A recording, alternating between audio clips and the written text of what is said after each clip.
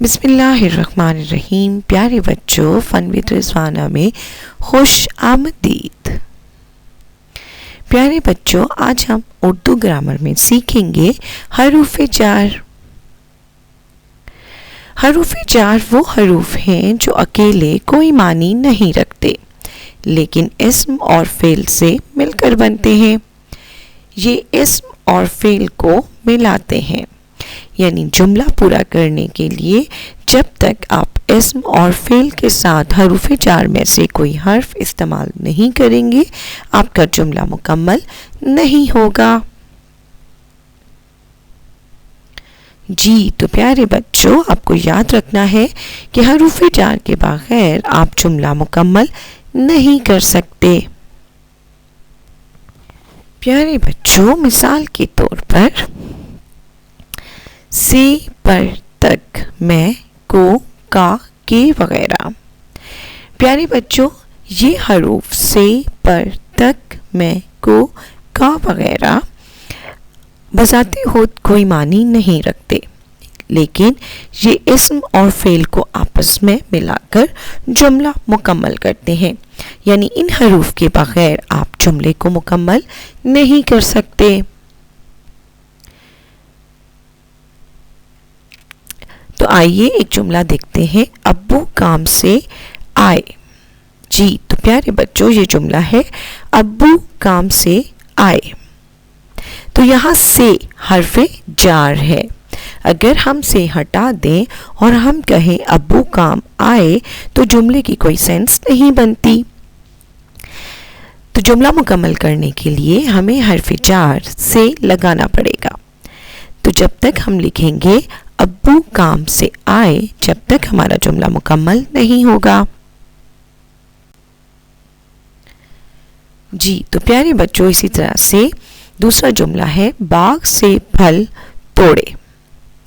جی تو پیارے بچوں، یہاں اگر ہم باغ پھل توڑے کہیں گے تو جملہ مکمل نہیں ہوگا، اس لیے ہمیں حرف جار کا استعمال کرنا ہے. باغ سے پھل توڑے، یہاں سے حرف جار ہے. جی تو پیارے بچوں، اب یہاں دیکھیے یہ جملہ ہے ہم قرآن کی تلاوت کرتے ہیں. جی تو بچوں، یہاں قرآن اسم ہے اور تلاوت کرتے فعل ہے. تو جب تک ہم یہاں کی حرف جار استعمال نہیں کریں گے ہمارا جملہ مکمل نہیں ہوگا.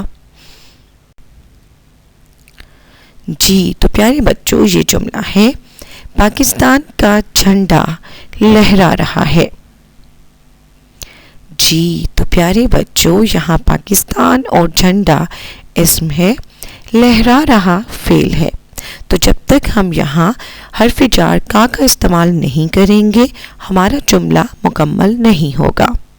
پاکستان کا جھنڈا لہرا رہا ہے، اگر ہم کا کو ہٹا دیں گے تو یہ جملہ ہوگا پاکستان جھنڈا لہرا رہا ہے. تو اس طرح جملہ مکمل نہیں ہے. جی تو پیارے بچوں، اب یہ جملہ میرے ساتھ پڑھیے آپ. بچے اسکول میں پڑھتے ہیں. جی تو بچوں، اگر میں یہاں حرف جار میں ہٹا دوں تو یہ جملہ ہوگا بچے اسکول پڑھتے ہیں. تو اس جملے کو مکمل کرنے کے لیے حرف جار میں کا استعمال کرنا ضروری ہے.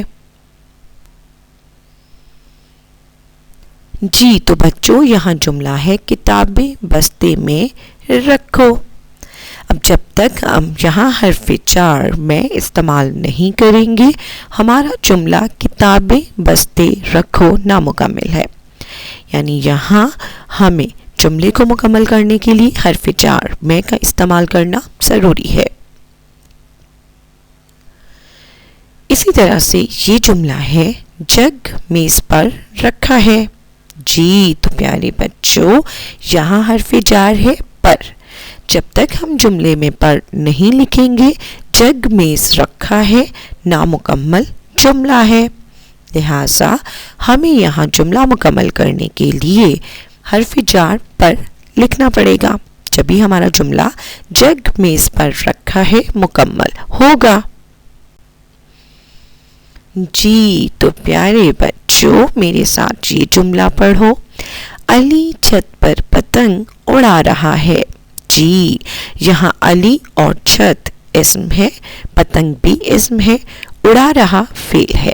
تو جب تک ہم یہاں نہیں لکھیں گے کہ علی چھت پر پتنگ اڑا رہا ہے, ہمارا جملہ پر کے بغیر پورا نہیں ہوگا.